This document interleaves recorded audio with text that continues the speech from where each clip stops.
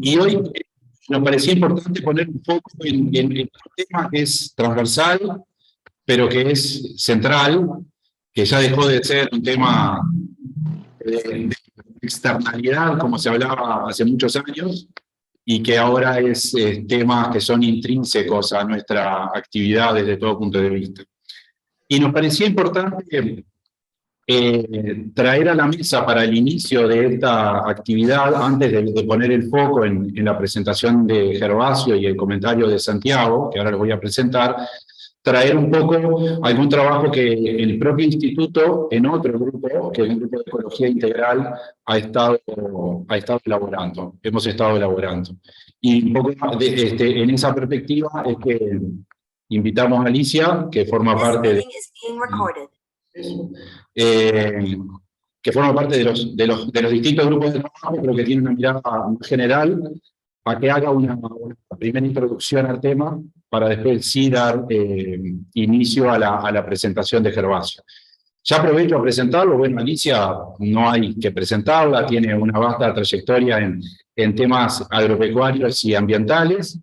Se puede decir todavía lo agropecuario porque es agrónomo, así que más allá de que haya sido su foco más los temas generales, pero sí lo agropecuario, con un pasaje por la administración que lo obligó a trabajar sobre muchos temas centrales para el país.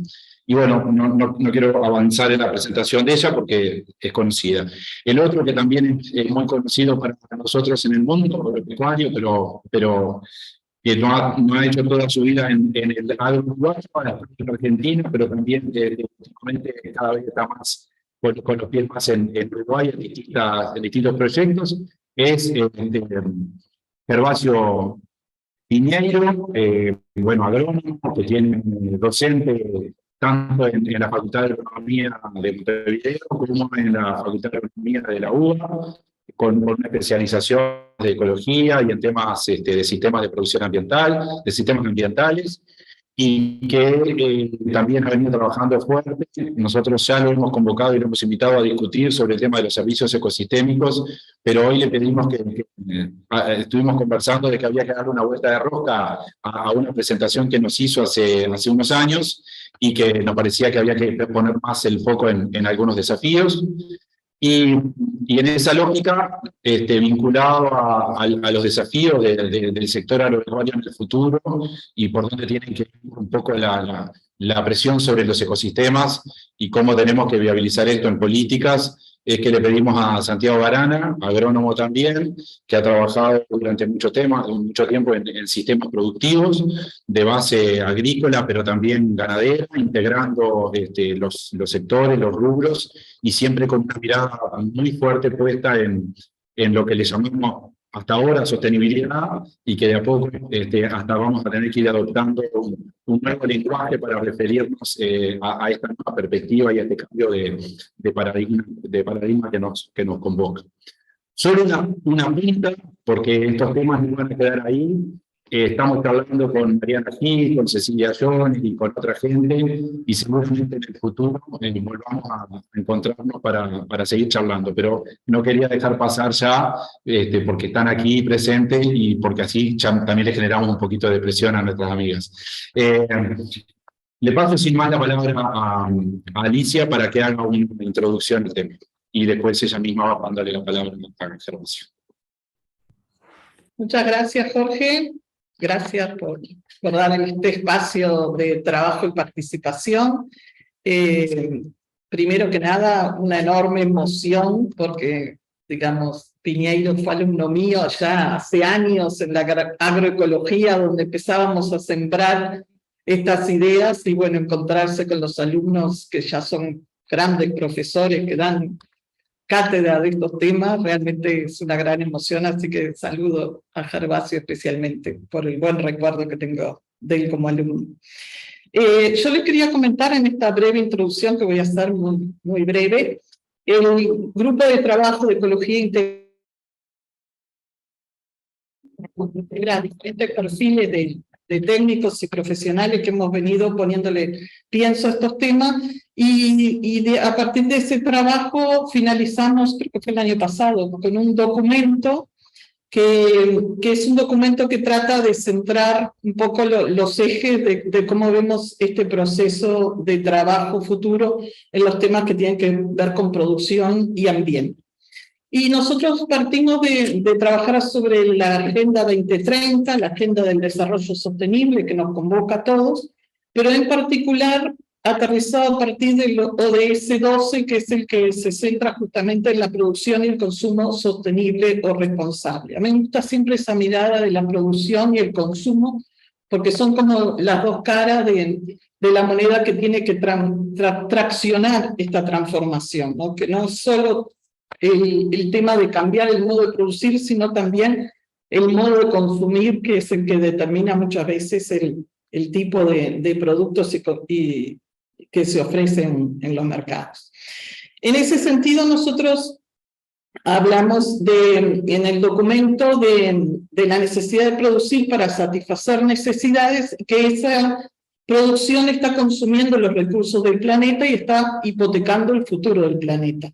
De alguna manera, muchas veces se menciona que la fecha en la que se consumen los recursos que se producen cada año cada vez es más temprano, o sea, cada vez más rápido en el año consumimos todos los recursos que se están generando en ese año, con lo cual, después de ese momento, que fíjense que en el año 2022 fue en julio, a partir de ese momento estamos sobreconsumiendo la capacidad del planeta de regeneración, o sea que ya estamos causando un deterioro en alguna parte de la posibilidad de renovación de esos recursos naturales. Y eso genera mucha presión sobre los ecosistemas.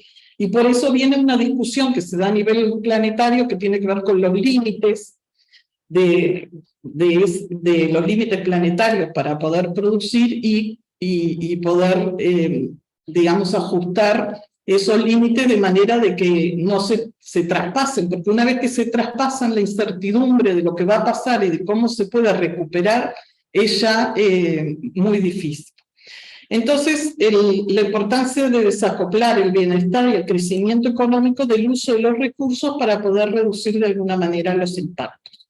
Y ahí nosotros en el documento también planteamos este camino que ahora se llama la transición ecológica y justa, que implica justamente esa transición que es accionar a cambiar el modo de hacer las cosas, pero que requiere sobre todo un convencimiento de que es el camino, requiere también fuertes regulaciones y accionar desde la política pública para empujar ese camino, y requiere también de actores empresariales y consumidores comprometidos que traccionen ese accionar hacia un modo de hacer las cosas más sostenibles.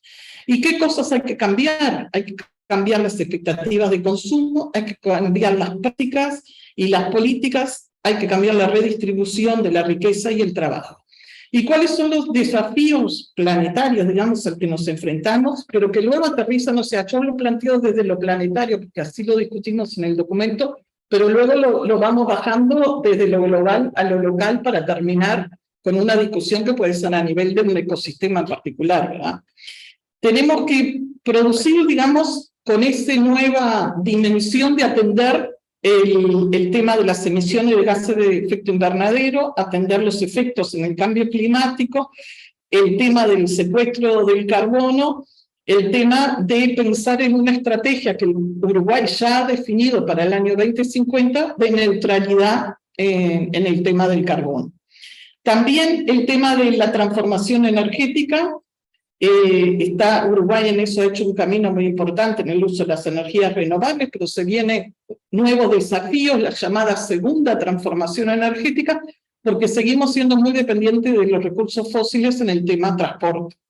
Y ahí es los nuevos desafíos que aparecen ahora en la agenda, como pueden ser el hidrógeno verde, que está ahora, que ni lo tratamos en el documento, pero ahora surge como un nuevo eje de trabajo que también atraviesa a todos los sectores, ¿no? Porque cuando uno piensa, uno de los grandes consumidores de combustible también es el sector agropecuario. Entonces, ¿cómo hacemos las transformaciones en los usos de las maquinarias hacia nuevos combustibles? Creo que es todo un nuevo desafío que hay que plantearse. También el tema de producir con adecuado equilibrio con la conservación de la biodiversidad y la restauración de aquellos ecosistemas que se han visto sobrepresionados o degradados o ya requieren acciones más de restauración que de conservación porque han perdido su capacidad de regenerarse. También potenciar los servicios ecosistémicos, fundamentalmente de abastecimiento y de regulación, haciendo un uso más eficiente y sobre todo buscando la protección de aquellas zonas que son más vulnerables, o sea, tener clara la zonificación para poder hacer acciones diferenciales según los diferentes ambientes ecosistémicos. Cambios que tienen que ver no ya con temas de agro, sino con los temas de las zonas urbanas, el tema del ordenamiento del territorio, y parte de esas transformaciones están en preguntarnos también si llegó la hora de pensar más en la localización de los sistemas productivos, localización vinculadas a los tipos de recursos, localización que tiene que ver con la disponibilidad de recursos humanos, de recursos naturales, de mercado, de oportunidades de transporte, porque todo eso también incide en la ecuación general de uso de combustible, por ejemplo. También el tema del agua, un tema que hoy está en la agenda de manera muy fuerte, pero fundamentalmente pensar en el agua atendiendo estrategias de reuso. En el Uruguay, como nos sobraba, usamos y tiramos, pero digamos, hay que pensar en la economía circular aplicada al uso del agua, hay que pensar en el tema de la gestión de reservas y la priorización de usos con respecto al agua, y bueno, cómo esa gestión de reservas de agua incide también en el territorio, en el ordenamiento territorial y en quienes acceden a usar ese recurso que cada día más se ve que lo precisamos todos. El otro tema también a revalorizar es el uso de los suelos, el rol de los suelos como reservorio de carbono y en el reciclaje de nutrientes. También todo el tema de gestionar la aplicación de agroquímicos en forma eficiente y el tema de la economía circular también con una mirada de reducir la extracción de materiales que hacemos de la naturaleza, buscando darle más uso en el tiempo, haciendo acciones de reuso o de valorización de residuos, que muchas veces también es importante para reducir todo lo que estamos mandando hoy a enterramiento de residuos. Todos estos desafíos se dan en un Uruguay que además presenta una nueva institucionalidad, como es el Ministerio de Ambiente, recientemente creado, y que este Ministerio de Ambiente, como dice la palabra, es de ambiente, tiene que articular con los ministerios productivos, con los ministerios de ordenamiento del territorio, que ahora están separados, y con los organismos de planificación, como puede ser la Oficina de Planificación y Presupuesto, de manera de generar políticas sostenibles e integrales, porque es el accionar del colectivo que va a diseñar las políticas públicas para traccionar todo este proceso. Y en esa definición de estrategias a largo plazo, usted va a recordar el documento de la Estrategia 2050 que se elaboró a finales del año 2019, y en particular el plan de desarrollo centrado en la bioeconomía, como uno de los ejes justamente basado en la producción de los recursos naturales, que creo que tiene que ser el eje del accionar futuro, bajándolo a planes más concretos de lo que está planteado en la estrategia. Yo creo que esas son las oportunidades que tiene Uruguay para avanzar hacia la sostenibilidad, y es un tema clave, por supuesto, el sector agro en esa mirada, porque somos un país que tiene gran parte de su economía basada en esta bioeconomía del recurso natural. Y por eso creo que es muy importante este enfoque que va a hacer Gervasio, que va a plantear el tema desde esa mirada agro y ambiente que contribuye a la discusión que nos tenemos que dar del cómo hacemos esa transición hacia un nuevo modelo. Así que te doy la palabra, Gervasio, y bienvenido a tu presentación. Bueno, buenas tardes de nuevo a todos y todas. Alicia, la verdad, un placer verte. Hace años que no nos vemos. Y te tengo que confesar acá en público que esas clases, o esa clase, no me acuerdo si fueron 1 o 2 o 3 allá en un subsuelo de la facultad, fueron lo que me motivaron a seguir esta carrera de alguna manera. Así que bienvenida a aquellas clases hace muchos años. Bueno, voy a tratar de no emocionarme. Les voy a pasar compartir la presentación acá. Ah, no puedo, a ver. Dice, el anfitrión está inhabilitado, a ver si me pueden. Así les comparto el PPT. Habilitado, disculpa. Sí, ahí estamos, perfecto. Entonces, a ver. Ahí calculo que están viendo mi pantalla. Sí, perfecto. Ponela grande nomás, pero... Voy a mandar. Ahí está. ¿Ahora sí? ¿Ahí la ven bien? Perfecto. Bueno, mil gracias de nuevo, Jorge. La verdad que siempre es un placer poder estar contando. Me presionás mucho para estas cosas y trato de hacer algo a veces poco pensado. Y bueno, como siempre voy a tratar de acomodar un poco el cuerpo y contar mi visión más de la academia y las cosas que yo investigo y trabajo, que son las que siento más cómodo dentro de nuestro grupo. Pero bueno, tratando hoy de darle una mirada más política, que por supuesto yo particularmente tengo una visión política de todo esto y cómo podríamos pensar las cosas. Y entonces un poco hoy voy a mezclar un poquito esas dos cosas, un poco por el pedido de Jorge y Alicia. Entonces voy a mezclar algunas de las cosas que yo pienso que podríamos hacer en Uruguay como parte de la política para mejorar un poco la cuestión ambiental en Uruguay. Entonces, este es el título que me había puesto Jorge, digamos, que discutimos, y yo pensaba un poco también en esto, ¿no? El uso de los servicios ecosistémicos como base para el rediseño y el ordenamiento del territorio para que sea sustentable, digamos. Me parece que ese es un poco el mensaje de hoy, va a ser usar los servicios ecosistémicos o el concepto de servicios, cómo articularlos para ordenar el territorio, y después me voy a referir a algunas ideas que yo pienso un poco que son las que podemos andar, o los principales desafíos. Entonces eso, a partir de un poco de los servicios ecosistémicos, repasar algunas cosas que seguro muchos ya saben, pero para ponernos todos en tema. Este uso de integrar la cuestión de los servicios al ordenamiento territorial, para mí esto pasa una parte fuerte por ordenamiento territorial, después como dijo Alicia, que me parece que mencionó un poco de todo, el consumo, la atracción del consumo es clave en esto, cómo tracciona el consumo la forma de producir alimentos, eso se ve cada vez más importante, pero en Uruguay, pensando más claramente, tenemos que pensar cómo ordenamos el territorio, dónde producimos qué, de qué manera, y voy a hablar un poquito de eso.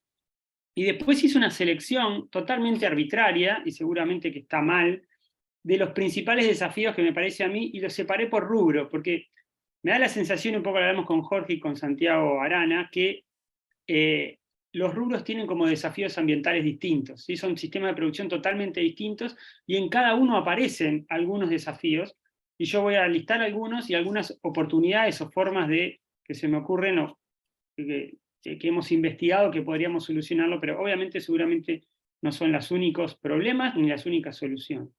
Pero esta va a ser un poco la hoja de ruta de lo que vamos a hablar.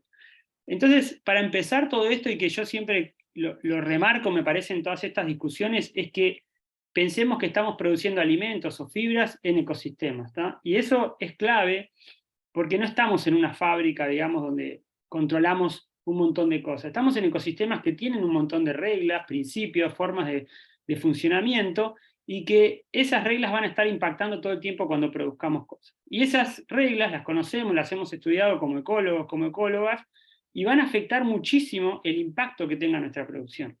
Por ejemplo, la red de biodiversidad, estabilidad, ¿sí? Los ecosistemas poco biodiversos son inestables. Y no conocemos ecosistemas en el mundo que sean con muy poquitas especies, que tengan mucha estabilidad. Entonces, es muy difícil que hagamos un ecosistema para producir con 1 o 2 especies y que sea estable su rendimiento, su funcionamiento. Es una ley ecológica muy fuerte. Lo mismo la conservación de las masas, más incluso física, ¿no? Nos llevamos 400 kilos de nitrógeno, hay 400 kilos de nitrógeno menos en el sistema, y eso parece tan obvio, pero muy pocos productores hoy en Uruguay piensan eso y reponen lo que se llevan, ¿sí? Sobre todo, capaz de algún nutriente, pero de fósforo, de potasio, de calcio, de magnesio, y podemos ir así con toda la tabla. Lo mismo la selección natural, el gran problema de las malezas. Nos olvidamos que la selección natural ocurre siempre aplicamos los herbicidas y tenemos los problemas de resistencia que tenemos. Y así una lista larga de principios ecológicos que tenemos que poner arriba de la mesa a la hora de pensar estos nuevos diseños que vamos a hablar un poquito más adelante. Pero no olvidarnos de esto, acá hay reglas, hay conocimiento científico ecológico que tiene que estar mucho más arriba de la mesa de lo que está, porque además está esta idea de que hay compromisos entre producción y ambiente, ¿sí? Y sin embargo cada vez más estamos viendo que hay sinergias entre producción y ambiente, ¿sí? Y eso es medio clave. En algunas cosas aparecen compromisos, pero en general los compromisos aparecen cuando hacemos mal las cosas o cuando no consideramos mucho estas reglas ecológicas. Cuando mejoramos el ambiente, en general producimos más. Hay que ver de qué forma llegamos y eso, pero yo veo más sinergias en mejorar el ambiente que compromisos con la producción. Y vamos a hablar un poquito de eso más adelante. Lo otro es pensar qué producimos, y acá aparece el concepto de servicios ecosistémicos. Si le hacemos esta pregunta a cualquier persona, ¿qué produce el agro? Van a decir 4 o 5 cosas, y en realidad cada vez más está el concepto de servicios ecosistémicos. Estamos produciendo un montón de cosas, lo decía Alicia recién, servicios de provisión, alimentos, fibras, pero también estos de regulación y soporte que están acá abajo, ¿sí? Polinizadores, materia orgánica, aves, regulando el clima, ¿sí? Regulando un montón de otras cosas que afectan a la producción. Y por supuesto los servicios culturales también, que también son importantes, ¿no? Toda esta cosa de recreación, turismo, algunos tienen precio, otros tienen valor por ahora y no precio, pero eso es una cosa importante, ¿no? Separar los servicios ecosistémicos que tienen precio, generalmente la producción de alimentos, turismo, algunas de esas cosas, y algunos que les estamos empezando a poner precio, por ejemplo la captura de carbono, y otros que tienen un valor. No tienen precio todavía, pero tienen un valor muy importante y por lo tanto los tenemos que poner arriba de la mesa a la hora de diseñar los sistemas, y eso me parece que es clave. Si estamos pensando en que tenemos que producir ahora no 4 o 5 cosas, sino 40, 50 cosas que se están produciendo en estos ecosistemas. Producen gases de efecto invernadero, podemos hacer que produzcan menos. Producen compactación, producen erosión, producen ríos eutrofizados, bueno, tenemos que hacer cosas para que produzcan menos de eso y produzcan ecosistemas mejores, digamos, y no eutrofización, no compactación, no gases de efecto invernadero. Y para eso, lo que está generalmente en la base de estos conceptos de servicios ecosistémicos es la biodiversidad, como lo muestra este diagrama. La biodiversidad es lo que controla los servicios ecosistémicos, estos de abastecimiento, regulación y culturales, y estos son los que están impactando el bienestar humano. Entonces, en todo algo central en estas políticas de conservación, tenemos que darle bastante más importancia a la biodiversidad. Por suerte Uruguay es un país que tiene una gran parte de su territorio conservando biodiversidad con la ganadería, y ahora lo vamos a ver. Eso es algo bastante raro en el resto del mundo que tenemos que poner bastante claro arriba de la mesa. Conceptualmente, ¿qué es lo que yo creo que está atrás del tema de por qué dejamos de producir servicios ecosistémicos? Básicamente tenemos un ecosistema que absorbe la energía del sol y la usa para ciertas cosas. Antes la usaba para funcionar él mismo, y ahora le sacamos un montón de esa energía para producir granos, para producir cosas que nos llevamos, y lo que provocamos es que haya menos energía para dar esos servicios de regulación y soporte. Entonces, básicamente lo que se pierden de estos ecosistemas, que están principalmente orientados a la producción, son los servicios de regulación y soporte. Todos esos que están ahí abajo. Entonces, no diseñamos al sistema para producir polinizadores, no lo diseñamos para producir descompactación, no lo pensamos para formar materia orgánica. Ahora, gracias a Mariana, que está por ahí, a Egilia y varios más, los diseñamos un poco para controlar la erosión, por ejemplo. ¿Sí? ¿Sí? A las reglas que puso el Estado, bueno, ahora diseñás tu sistema para controlar la erosión, entonces ahora ponemos un servicio ecosistémico más arriba, como una, en este caso, como una norma, como una regla. Podríamos poner eso, o podríamos poner zanahorias, por ejemplo, para formación de materia orgánica, o podríamos ponerle precio, o que alguien pague por alguno de estos servicios, pero la cuestión hoy es que no diseñamos el sistema para dar estos servicios. Y entonces, lo que tenemos que hacer, y acá es el gran cambio de paradigma, es diseñar a los sistemas de una manera para producir múltiples objetivos de producción al mismo tiempo. No tenemos que diseñar al sistema y la investigación, todo el aparato de investigación está diseñado para cada vez más rendimientos, en general, ¿no? Obviamente que hay excepciones. Ahora tenemos que diseñarlo para producir muchas cosas al mismo tiempo de estos ecosistemas, ¿sí? Y eso me parece que es un punto clave. Y en ese sentido, los servicios ecosistémicos, estos de regulación y soporte, está bueno separarlos en distintas escalas, cómo afectan. Los que afectan a escala local, que son estos que hablamos ahí, la retención de agua disponible en el suelo, por ejemplo, la erosión, el control de malezas, la descompactación, todo esto afectan a la misma producción.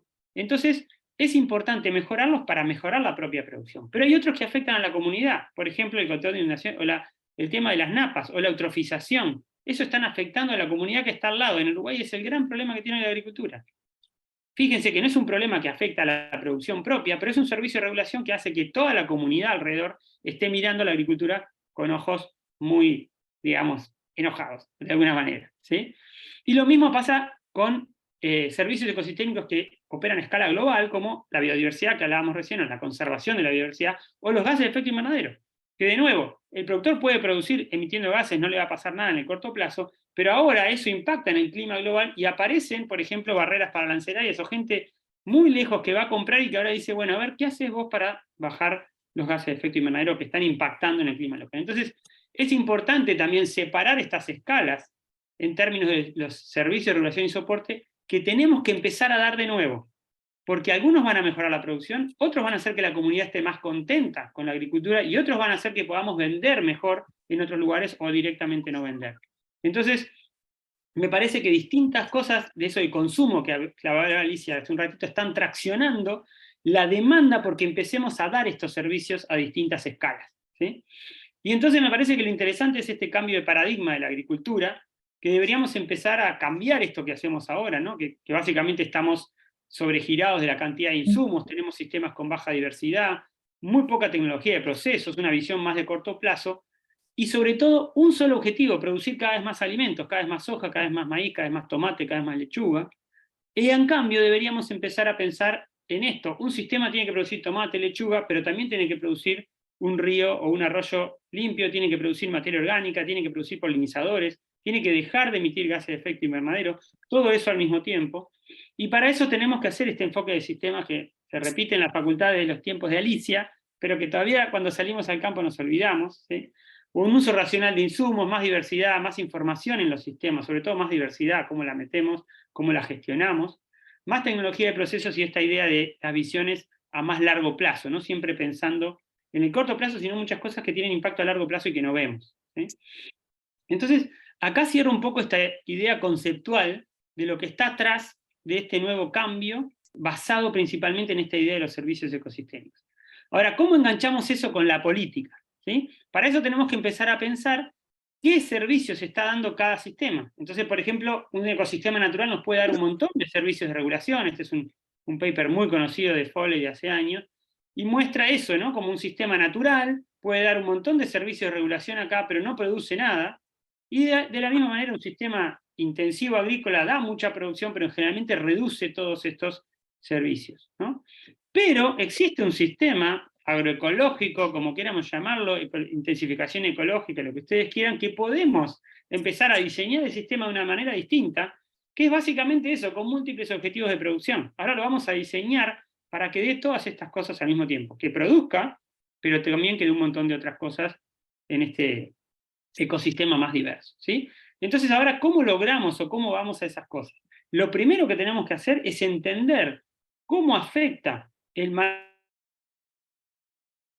servicios, ¿sí? Y eso lo llamamos, de alguna manera, funciones de afectación, ¿sí? Y por ejemplo, esto es lo mismo que veíamos recién, pero con telitas de araña, ¿sí? Y se los pongo así porque ahora les voy a mostrar ejemplos. Tenemos lo mismo que antes, un ecosistema natural que da muchas cosas, y un sistema de granos que da solo granos y no otros servicios.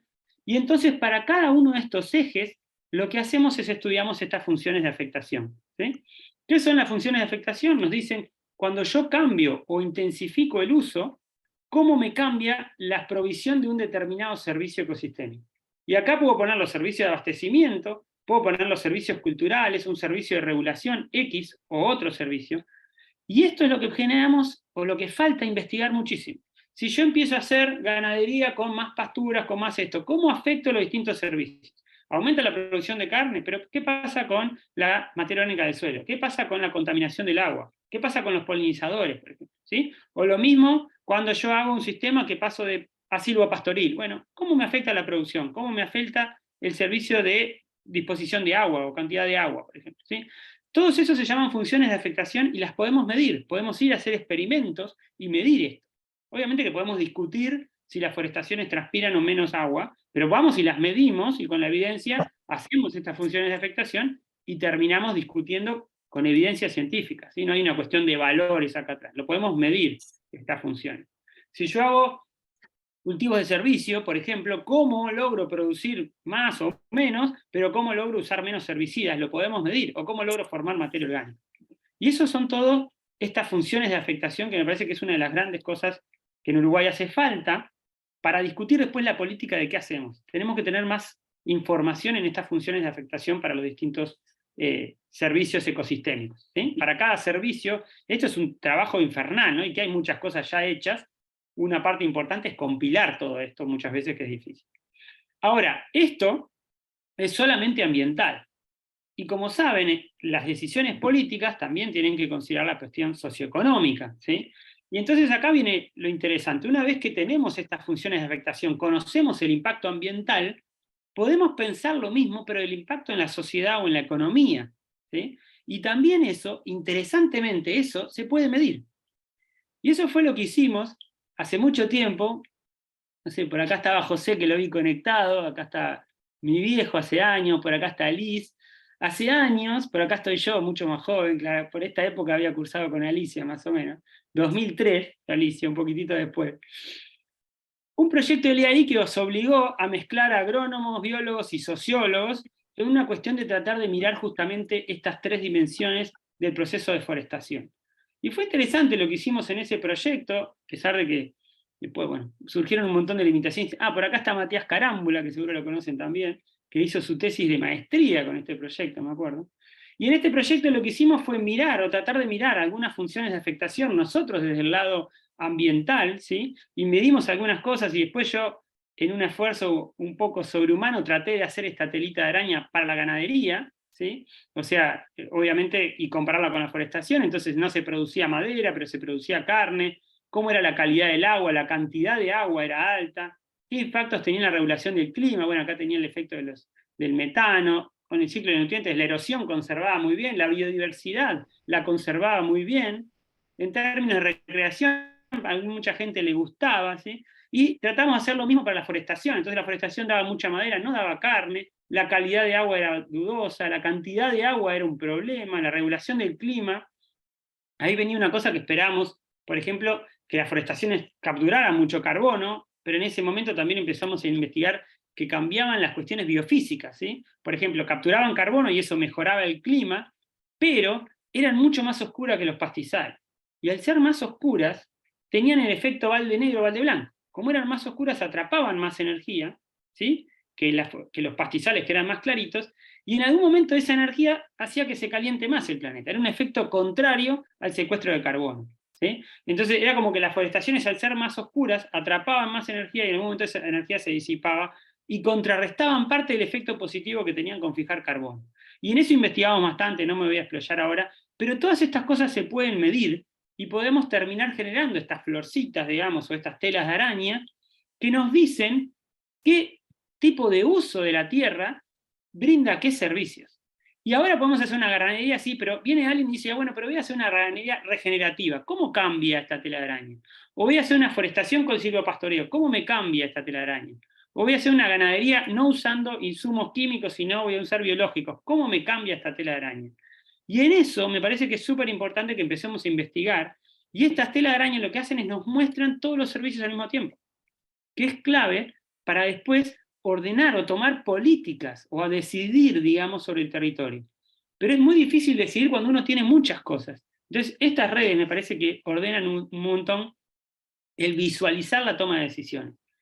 Y entonces, lo que se nos ocurrió, y ahí con mi viejo hicimos otro esfuerzo, y tratamos de hacer esto mismo ahora para los impactos socioeconómicos de esa forestación. Y hace tiempo presentamos en un congreso este trabajo que hacíamos lo mismo, esto que le mostraba, de los impactos ambientales, pero ahora sobre los impactos socioeconómicos de eso mismo, de la cantidad de empleo, las forestaciones daban mucho empleo, la calidad del empleo, ahí teníamos unas dudas, esto también cambió mucho en los últimos años, y esta silueta o tela de araña seguro puede cambiar según distintas empresas, formas de trabajo. ¿Cómo era la distribución de la tierra? Muy mal en términos de que eran muy pocas empresas, la generación de riqueza era alta, pero la distribución de la riqueza era mala, eran pocas empresas. ¿Cómo era el ingreso para el Estado o los subsidios que cobraban? La nacionalización de la tierra fíjense que lo dimos vuelta, no es extranjerización, sino es nacionalización, para que quede bajito. La nacionalización es muy baja, es algo, cuanto más afuera, en teoría, algo que nos gusta más, cuanto más chiquito menos. Los conflictos sociales, en ese momento había muchos conflictos sociales alrededor de las forestaciones, no sé si se acuerdan, en un momento llegó a estar encadenado alguien en Durazno, un trabajador de las forestaciones, en condiciones muy precarias.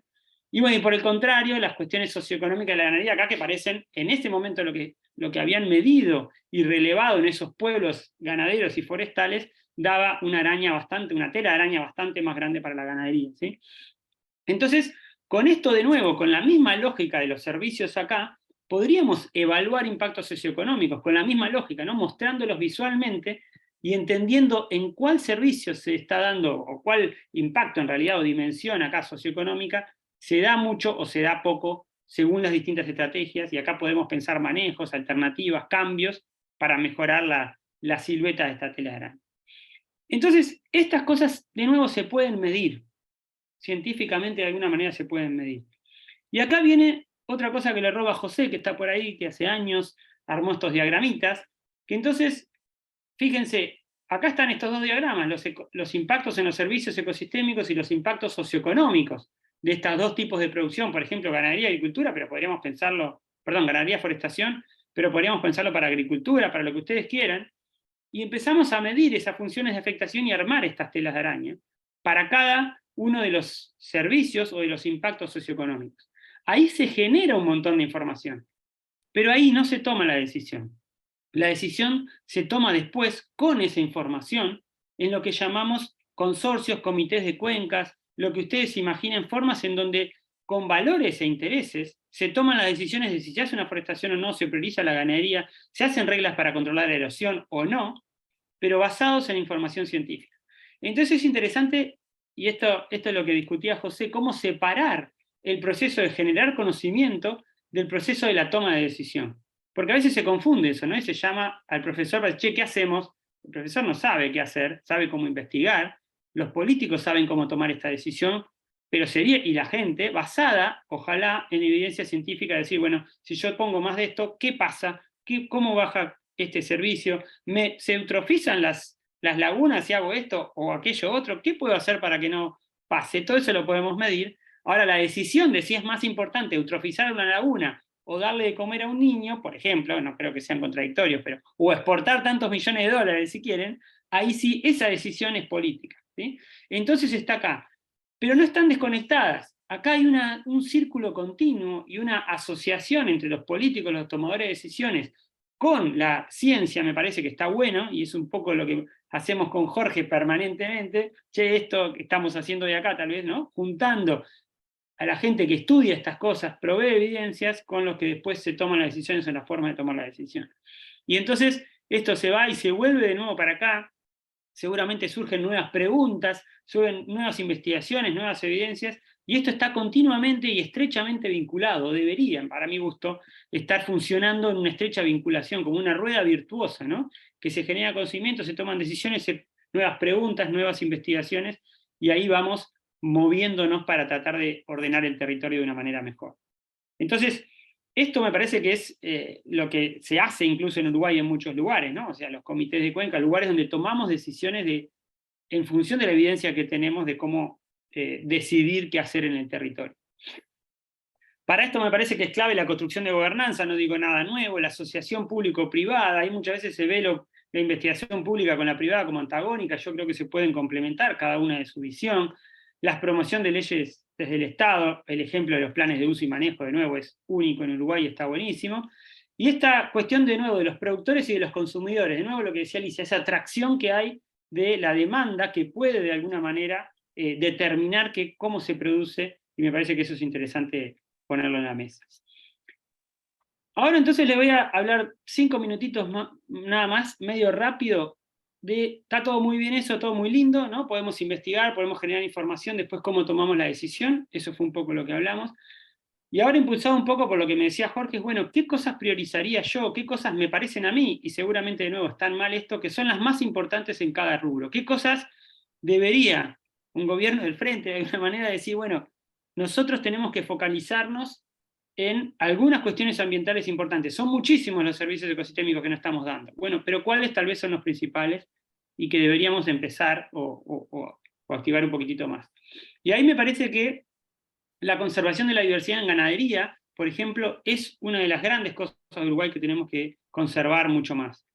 El tema de producir ganadería sobre campo natural es medio único en el mundo y me parece que es clave que tengamos más fomento. Pero uno, es el único sistema que conserva la diversidad por ahora de una manera muy importante. Y lo otro, pero porque retumba mucho en otros lados del mundo, es el tema de las emisiones. Y ahí las emisiones, bueno, conservar la ganadería sobre campo natural, hay millones de estrategias que no me voy a dar hoy, pero ya se han probado muchísimas, pero es algo importante, me parece. Para las emisiones de gases de efecto invernadero, creo que hay también, de nuevo, varias cosas. Una es esta de que está en línea el plan, la facultad, todos de acuerdo en trabajar con más pasto, en fomentar una mayor producción, digamos, de altura de pasto y de pasto para que la ganadería funcione. Y eso tenemos medido, y está el ejemplo de este proyecto que acaba de terminar, Ganadería y Clima, que cuando eso pasa, cuando se gestiona mejor espaciotemporalmente el pastoreo, se aumentan los ingresos de las familias ganaderas, se disminuyen los costos, esto va a una disminución en la carga. Creo que Francisco tenés el micrófono abierto y retumba. Una menos producción de carne, una mayor producción de carne, perdón. Ahí está. Una mayor producción individual por animal, esto todo trabajando con más pastos generó este proyecto en 3 años en 60 predios reales, un aumento en la preñez, en el destete, y eso, y es lo que me importa, produjo una disminución en las emisiones de gases de efecto invernadero y una de 7% y una disminución incluso más grande en las emisiones por kilo de carne.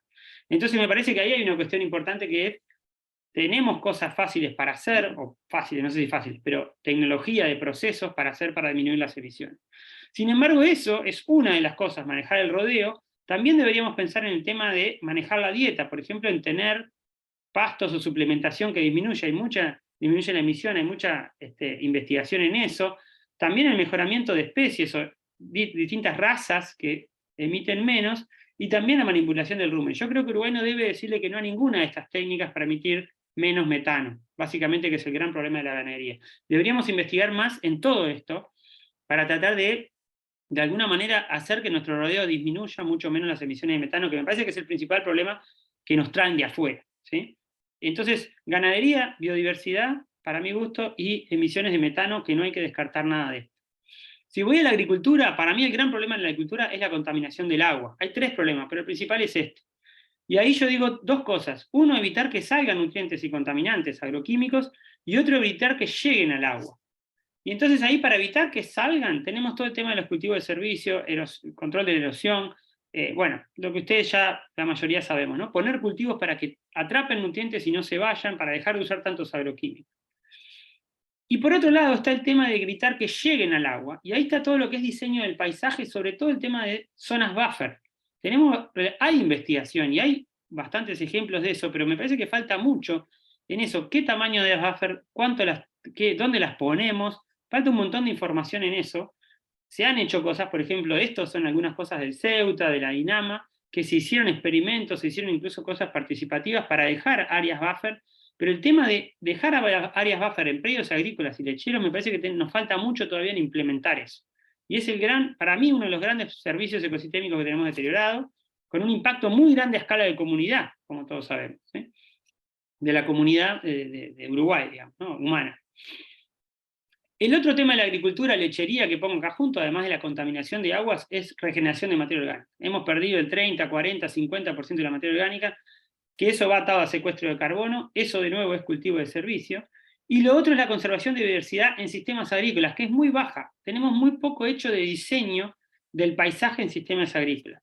Y eso hay un montón de información, o gente que está empezando a hacer esas cosas, en cómo diseñar los paisajes agrícolas dejando franjas o zonas de conservación de la biodiversidad. Muy basado en GIS, en toda la cuestión del sistema de información geográfico, ¿no?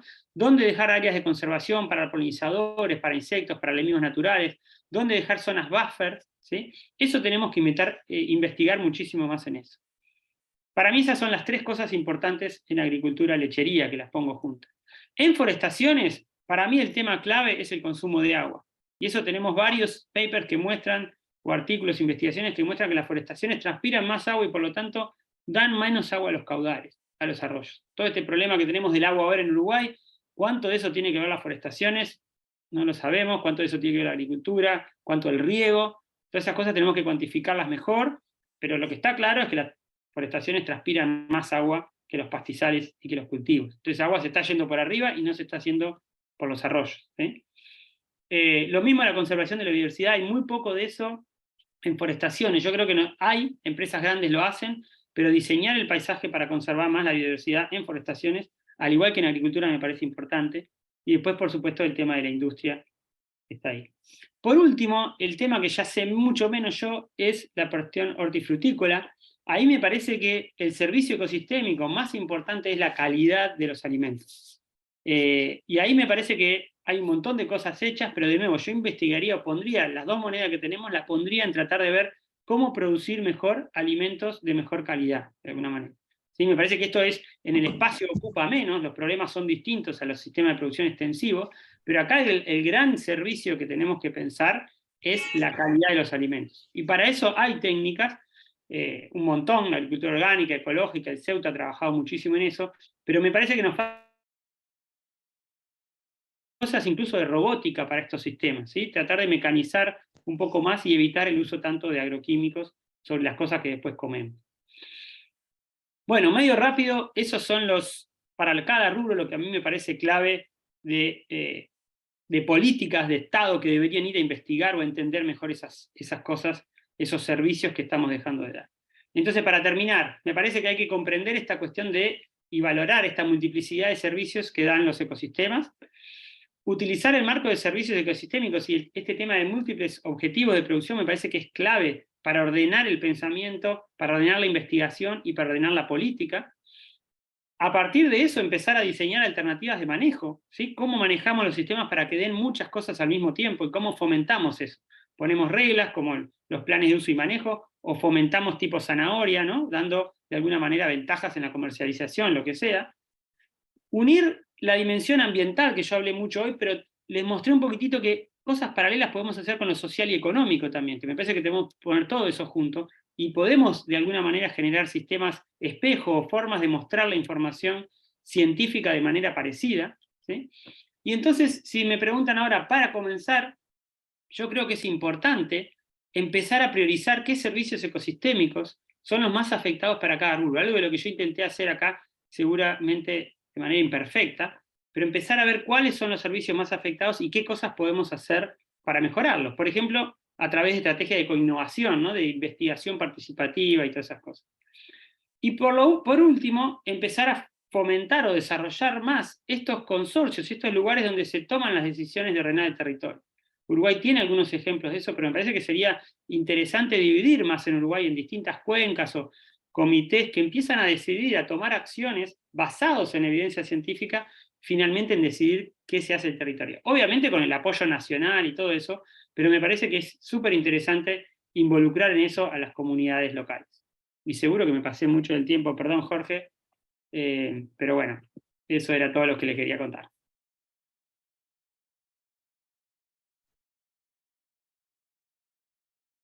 Muchísimas gracias, Gervasio.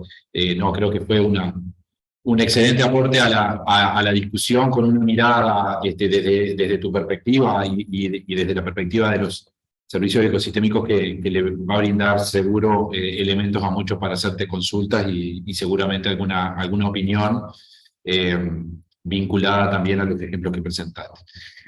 Porque creo que ahí también eso genera, bueno, dónde está la evidencia, cuál es la evidencia, cómo se mide, y en algunos de los ejemplos puede aparecer ahí alguna discusión en torno a la profundización de esos temas. Pero me parece bien el concepto central. Bueno, Santiago, te toca la difícil tarea de comentar a Gervasio, teniendo en cuenta lo que planteó Alicia al inicio y con la libertad de que hable un poco de lo que tú bastante experiencia tenés. Así que adelante. Bueno, buenas tardes, noches para todos y bueno, gracias por la oportunidad y por estar a esta hora escuchando y pensando en alternativas.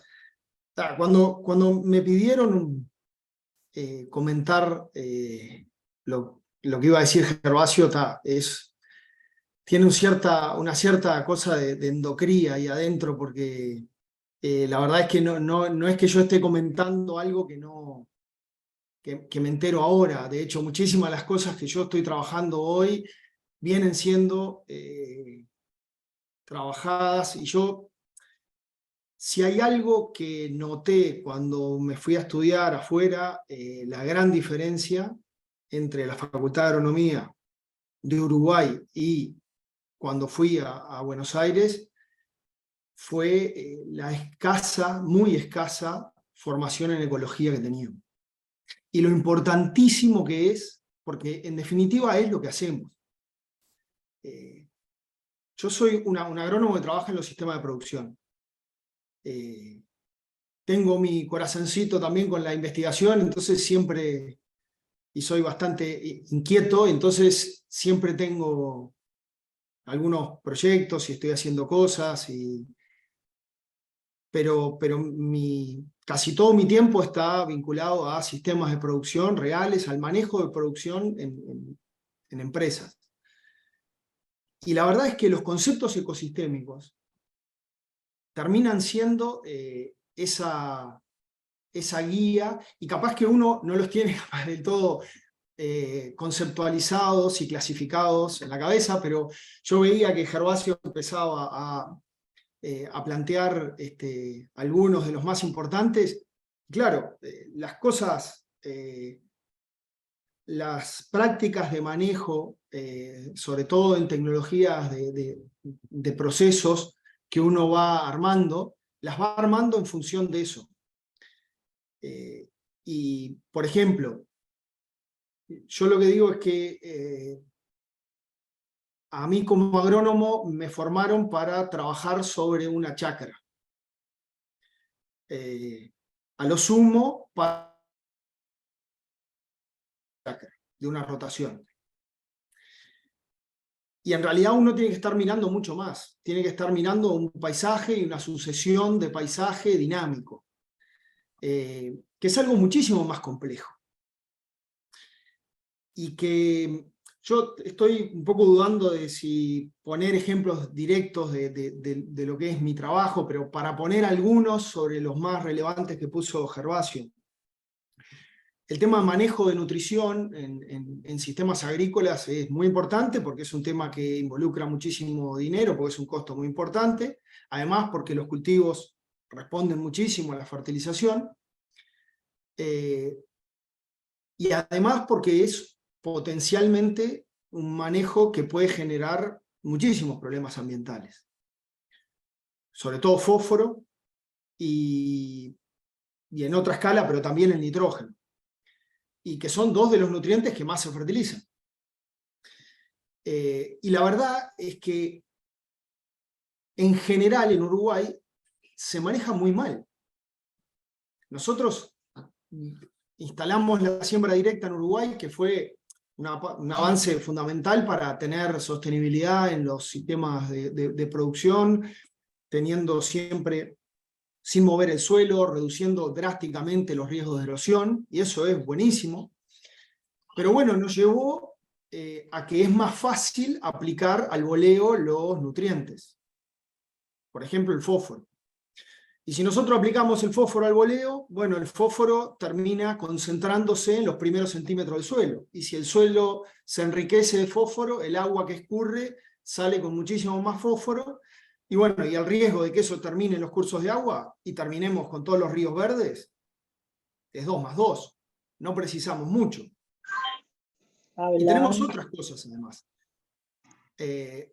Si nosotros pensamos en cuánto fertilizamos y qué estrategia de fertilización, nosotros en general las estrategias de fertilización están buscando un óptimo productivo, pero no necesariamente están contemplando qué impactos puede tener eso sobre el ambiente. De hecho es una visión del problema que nosotros en general no estamos incorporando.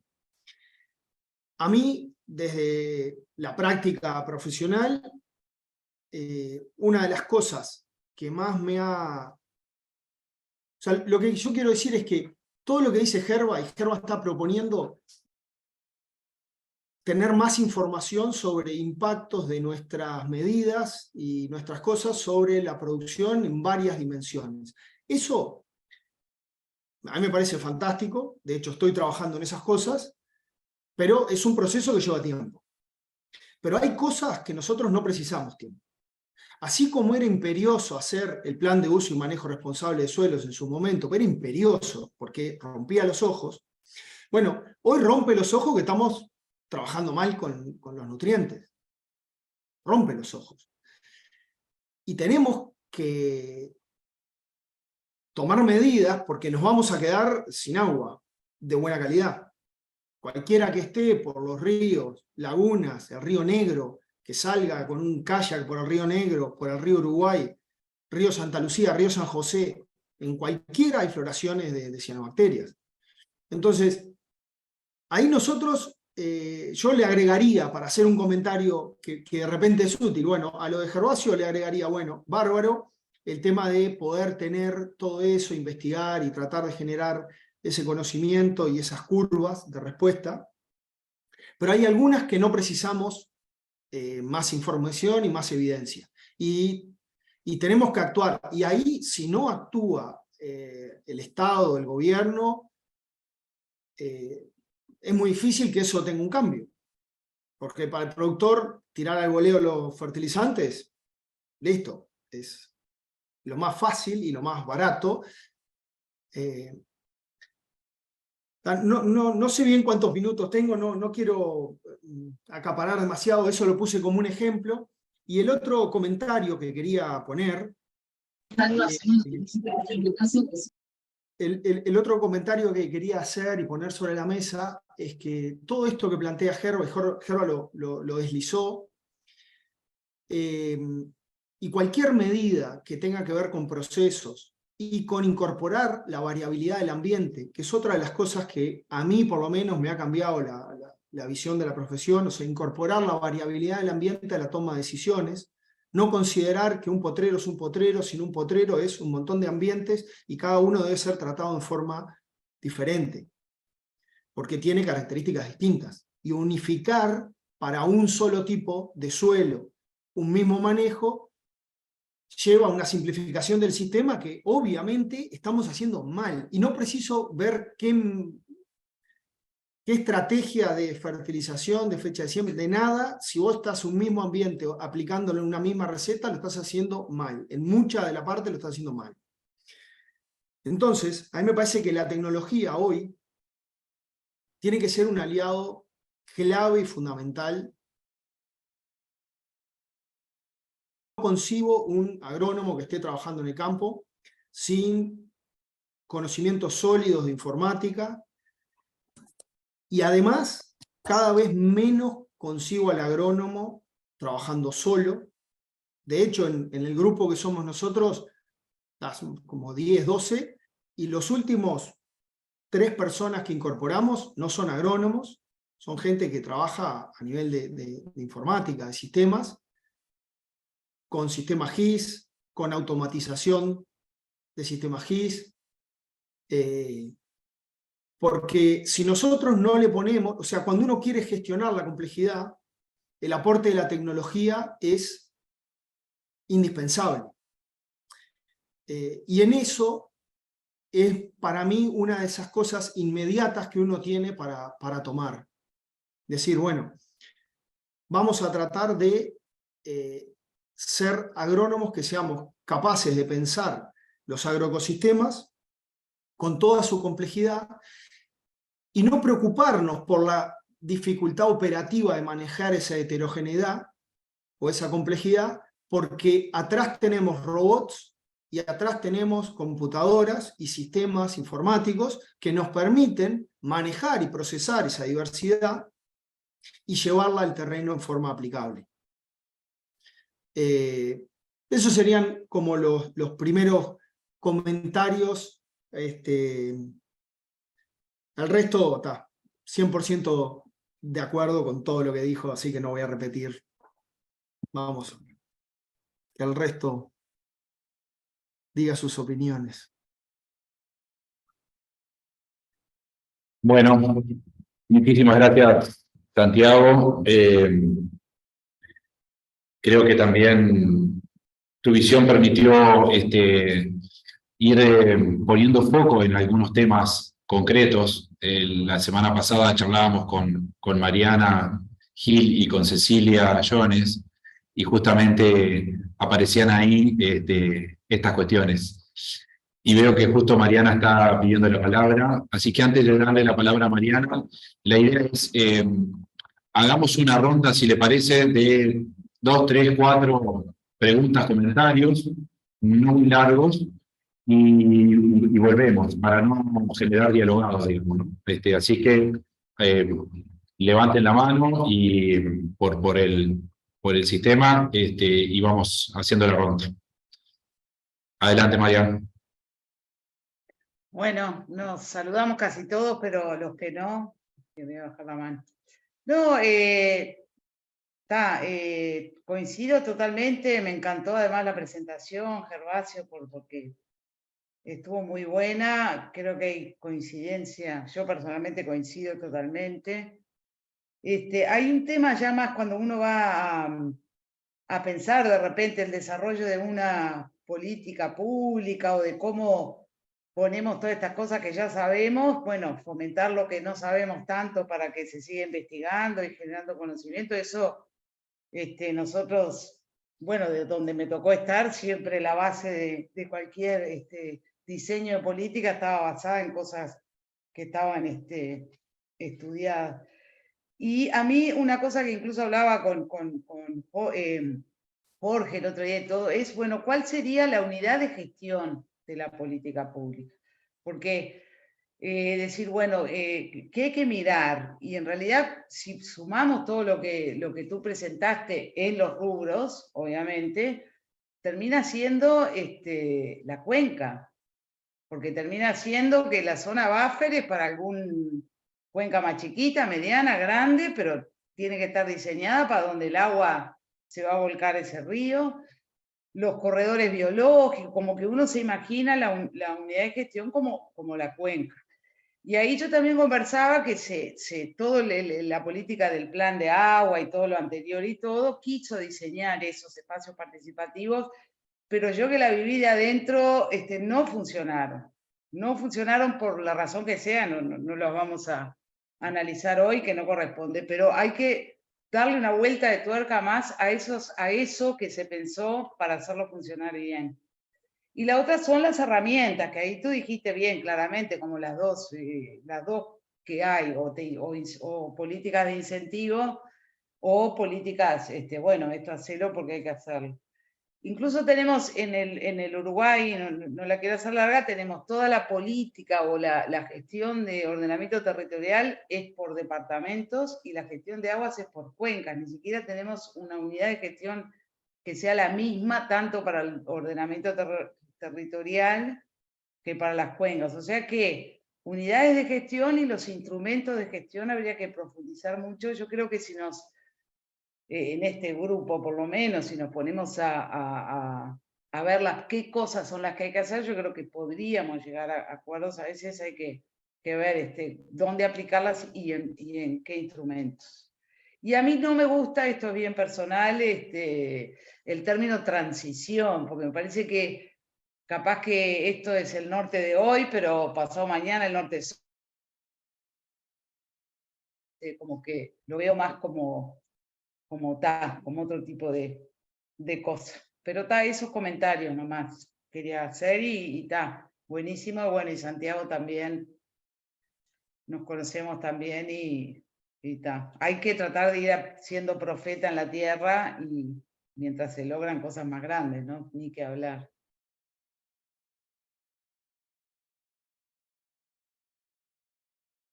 Ahí en reacciones está para levantar la manito, cualquier cosa abajo en el menú. Pueden meterse.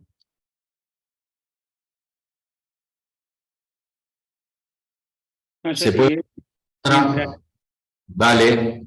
Me parece que sí, Mariana, la clave es la cuenca, yo coincido con eso, y las cuencas jerárquicamente, ¿no? Las unidades de manejo, obviamente, en realidad son el predio, cada productor va a decidir sobre su predio, y ahí está la zanahoria o el látigo que se pueda gestionar para que ese productor haga ciertas cosas.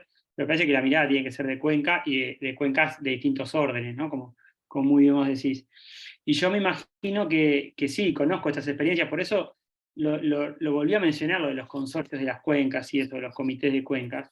Yo sé que hubo muchos problemas de eso, pero no me imagino otra forma de ordenar el territorio de una manera participativa y solidaria y de alguna manera genuina, digamos.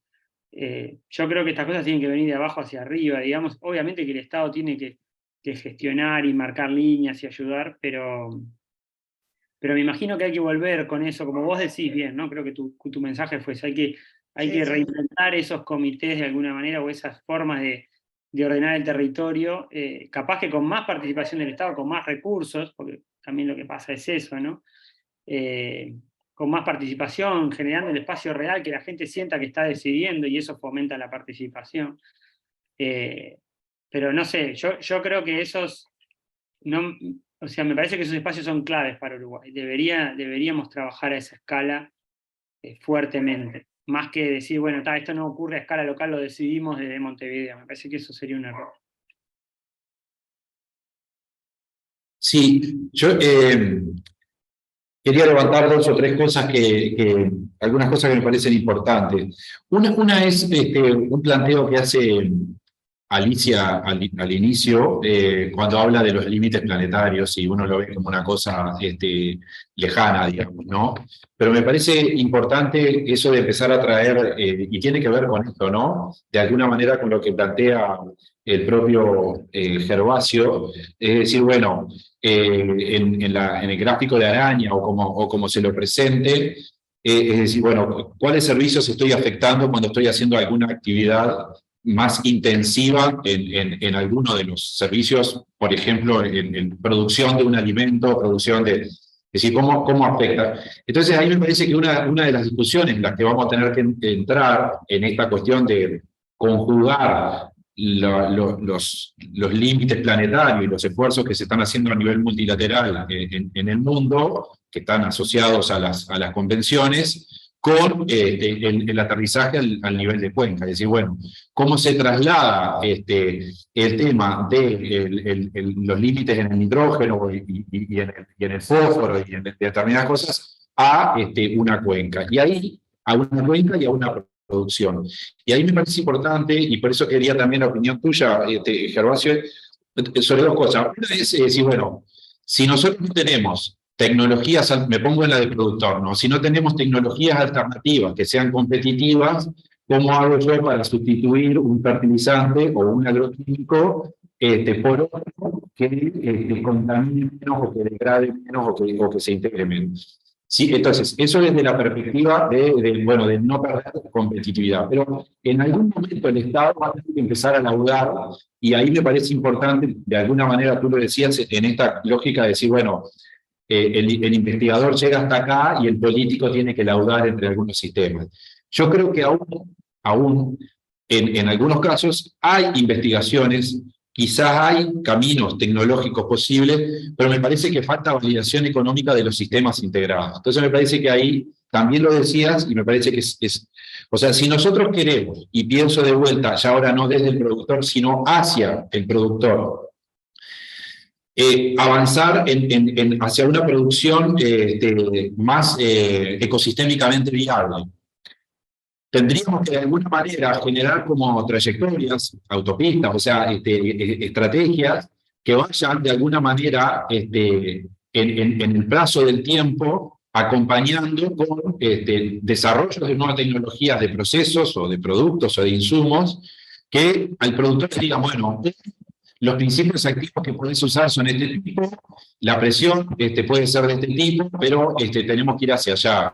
Hoy la gestión de los efluentes, que para mí son cosas que ya, como en la lista de lo que decía Santiago, hay algunas cosas que no precisamos nada. La gestión de los efluentes en los tambos ya tiene que tener un carril distinto al que ha tenido hasta ahora. Es decir, Entonces me parece que es importante en cada uno definir, y vos de alguna manera planteabas, pero yo creo que hay que trabajar el todo de la producción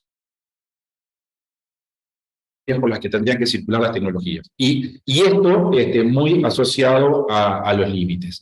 Y hay una cuestión que me parece que vuelvo a insistir, lo decía, insistir, con la necesidad de investigación y de validación de tecnologías para las condiciones de Uruguay. Creo que aún cuando nosotros queremos dar algunos pasos, todavía falta mucho por validar y mucho por aterrizar esa cuestión. Por ahí van algunos comentarios que me parece muy interesante esto de los procesos de coinnovación y de los procesos de consulta. Creo que hoy cada vez más tenemos que tener una validación, una discusión en el territorio y una sensibilización, pero también el Estado tiene que avanzar y hay algunos límites en los que no se puede transar y en los que hay que aterrizar rápidamente política. Había un comentario de alguien y se me escapó ahora. Santiago había levantado la mano, pero Adelante. no, la bajó. Sí, la bajé porque Jorge más o menos planteó lo que yo iba a decir. No, creo quiero rescatar una cosa que dijo Santiago también, que es bien importante, que hay cosas que hay que investigar, pero hay cosas que se saben y se están haciendo mal. Entonces siempre ya hay un camino como bien definido de cosas que sabemos y que, bueno, hay que tratar de, por lo menos mientras tanto, ir haciendo bien lo que sabemos que hay que hacer. Y después, cuanto más información haya, se va avanzando.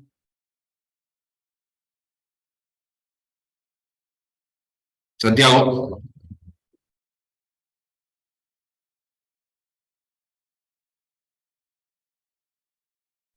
Silenciado. Estás con el micrófono apagado, Santi. Perdón. Retomando una cosa que dijo Gervasio, que a mí me parece que también, aprovechando las sinergias, yo creo que hay un montón para trabajar. Hoy en día, por ejemplo, todo lo que es certificación de productos, a todo nivel, pero productos agropecuarios sobre todo, es la puerta de entrada para mercados que valen algo más. Y aunque no valgan algo más, por lo menos es la puerta de entrada a mercados. Hay lugares donde a Europa cada vez es más difícil entrarle sin una certificación, y eso va a ser peor cada vez. Y las certificaciones van desde cuestiones de uso de suelo, como certificar que tu producción no ha desmontado monte nativo ni ha desplazado a pastizales naturales. La otra cosa que pienso también, todo el tema de trazabilidad, cada vez más en certificaciones de productos agropecuarios, tiene una importancia mayor.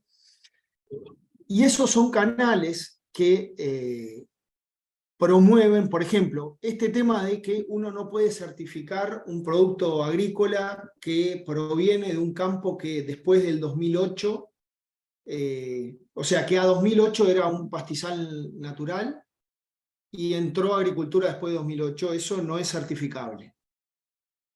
Bueno, eso debería ser un aliciente para evitar la pérdida de biodiversidad en los pastizales nativos. Lo que se perdió, bien. Ahora, debería haber estímulos para que esos pastizales no cambien el uso de la tierra, porque lo que vos vayas a hacer saliendo de esa producción va a tener un menor valor, porque el mundo te lo va a hacer pagar.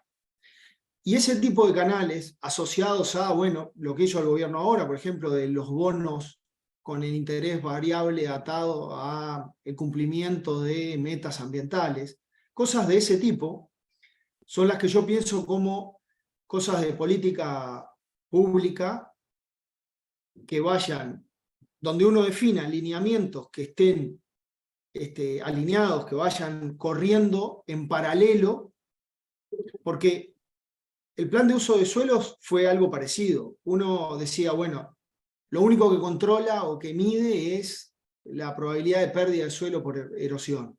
Bueno, está bien, pero además tenía otro montón de cosas, porque vos, para lograr que ese plan, poder aprobarlo, bueno, tenías que incluir otros cultivos, iba en pro de la biodiversidad, tenías que incluir pasturas, iba a favor de la biodiversidad.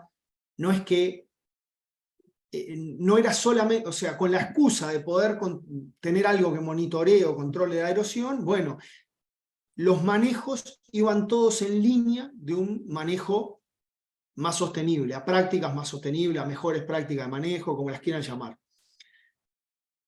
Yo creo que, o sea, o en la línea de la certificación país, hay una línea interesante para trabajar, para promover prácticas de manejo mejores, en varios niveles, ¿no?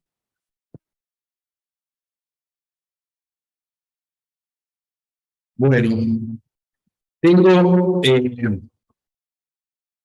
algún comentario por el chat que quiero hacer, digo, ustedes todos lo tienen, pero quiero hacer algún comentario sobre eso. Y tengo otro comentario general sobre esto de la certificación. No sé si hay alguien más, si no, quiero ir haciéndolos y bueno, y si alguien más hace alguna pregunta, si no vamos a ir cerrando, porque la idea era poder hacerla relativamente corta. Sí, a mí me parece que es importante en esta cuestión de esta visión integral y poner sobre la mesa el tema más que el tema del ingreso. Hay un comentario ahí en el chat que está muy asociado a la producción familiar y al tema de los costos y del aumento de la productividad como una carrera loca, y me parece que es muy importante en esto. Y ahí quiero justamente tomar algo que Gervasio tiene más experiencia, más autoridad, o Cecilia Jones, que están acá, tienen más autoridad porque justo se cerró hace pocos días un proyecto sobre ganadería y clima, donde se demostró que con tecnologías de manejo y asociado a una asistencia técnica, pero muy integrada a la toma de decisiones entre el técnico y el productor, se logró hasta un 30% de ingreso. Tengo algunos indicadores ahí muy por arriba, pero se ha logrado aumentos de ingresos significativos muy asociados a la gestión, especialmente en campo natural, y creo que vale la pena realmente. Ese tipo de ejemplos no son ejemplos que se están haciendo desde el ministerio, que quizá, y se le ha dado relativamente bastante difusión, pero quizá no han llegado a todos, pero son ejemplos que nos marcan claramente, especialmente o específicamente en ganadería,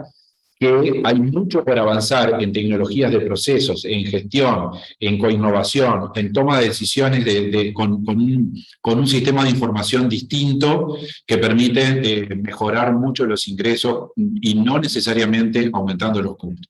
Esta discusión, y Santiago podría también opinar mucho, en agricultura probablemente el gap sea aún mayor, porque cuanto más tecnología aplicás, más tecnología de proceso hay para afinar y seguramente más gap hay entre una buena o mala aplicación de la tecnología. Recuerdo hace muchos años cuando asesoraba a productores que hablábamos del impacto enorme que tiene la no adopción de una tecnología en forma completa. A veces creemos que estamos adoptando una tecnología y lo único que estamos incurriendo es en el gasto de la tecnología, pero si no la estamos adoptando en forma completa, muchas veces se vuelve contraproducente a los efectos del bolsillo. Pero ahí me parece que hay un tema central en esto de la adopción de la tecnología completa y de la mirada integral de los procesos. Otro comentario que me parece centralísimo, que tiene que ver con esto que dice Santiago, y quiero agregarle a esta cuestión de la certificación, de la oportunidad que tiene Uruguay, no solo y no solo y no es contra la certificación, porque en muchos mercados lo que te exigen es una certificación con un determinado protocolo y proceso, sino que esta lógica de los atributos que tenemos que ir agregándole a nuestra producción como país. Y de alguna manera lo que está diciendo Santiago también tiene que ver con eso, y no específicamente con la certificación de un proceso por una certificadora privada, sino decir, bueno, ¿cómo nosotros capitalizamos una forma de producir, por ejemplo, en ganadería de campo natural, o una forma de producir en agricultura, con una trazabilidad que nos permite asegurar determinados niveles de uso de determinadas tecnologías o de determinado tipo de agroquímicos, y que nos permite ir demostrando que como país tenemos un modelo de producción alternativo, y ese modelo es el que le agregamos como atributo ambiental a un producto. Esto lo charlábamos con Cecilia Llones, que vamos a entrar a competir en un mundo donde va a poder producir y vender carne quien la produzca en determinado ecosistema con determinadas características. Está asociado también a lo que planteaba Santiago. Entonces, la importancia de los atributos que Uruguay le va a poder ir agregando a sus productos y a ir sacándolos de la lógica de commodity y a ir agregándolos como alimentos que van a poder ser utilizados para determinada población y que van a ser producidos en determinadas condiciones. Quería agregar esos dos componentes porque me parece que agregan a esta mirada de cómo vamos produciendo, cómo nos vamos adaptando, cómo vamos generando trayectorias, cómo vamos de alguna manera controlando y acordando en el territorio el uso de los recursos, y eso cómo nos va permitiendo valorizar en el exterior nuestra producción. Porque Uruguay va a seguir siendo un productor de alimentos y a esos alimentos cada vez le vamos a tener que agregar más inteligencia y más innovación. Veo que Gervasio quiere hacer un comentario sobre eso, le estaría dando la palabra y si nadie la pide voy a estar cerrando con alguna información del instituto. Adelante.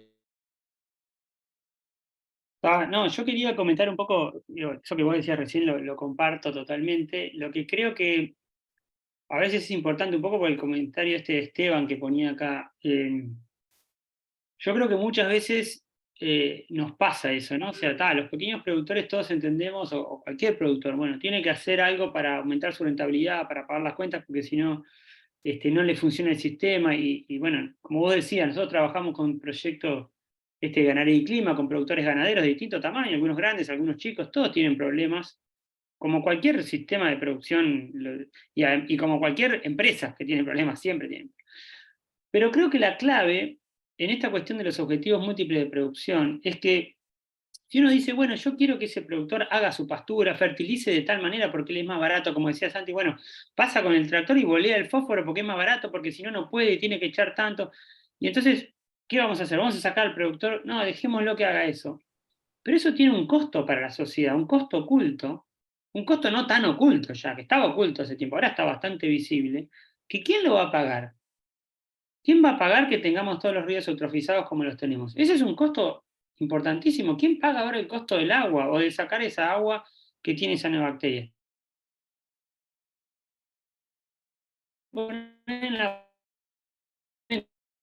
Porque, y lo mismo pasa con los gases de efecto invernadero, lo mismo pasa con la resistencia, con los agroquímicos en los arroyos o en la comida, ¿no? Todos estos problemas, con tener más o menos agua. Ahora decimos de tener menos agua y todo el mundo dice, levanta la mano, no, que no pase eso porque estamos todos súper sensibilizados. Pero hace 15 años nadie le daba bola a tener más o menos agua en Montevideo, ¿no?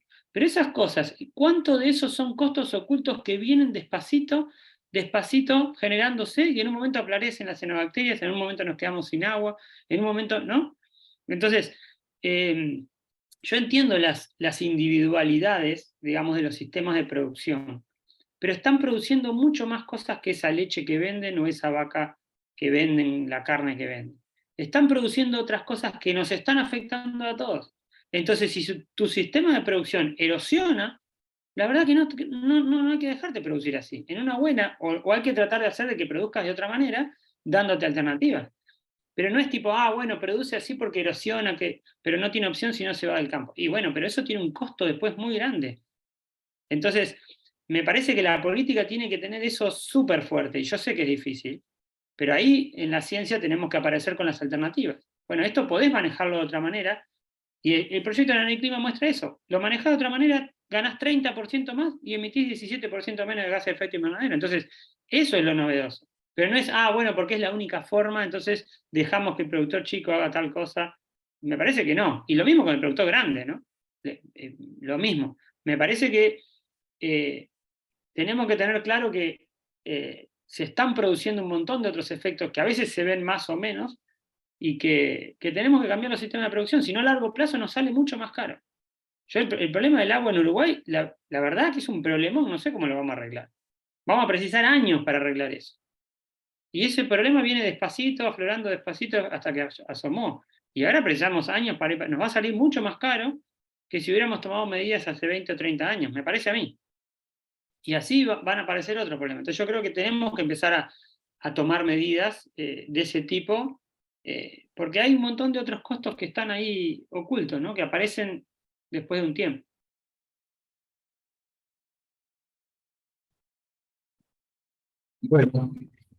Bueno, gente, siendo las 7:30, 19:30, la verdad que les agradecemos pila la participación a todos. Llegó a haber casi 50 personas en el grupo, y para nosotros eso es muy importante. Esto es una actividad, como decía, la segunda. Este tema seguramente vuelva a estar en la discusión, con otras visiones, pero seguramente todos los que estamos aquí participando y aportando, y los que quieran de ustedes, vamos a seguir construyendo alguna propuesta, porque de esto se trata, y el Instituto en esto trata de integrar una visión, desde una visión abierta y desde una perspectiva política, pero no estrictamente partidaria, sino que integre a personas que piensan, que tienen una mirada crítica, y que a veces con matices,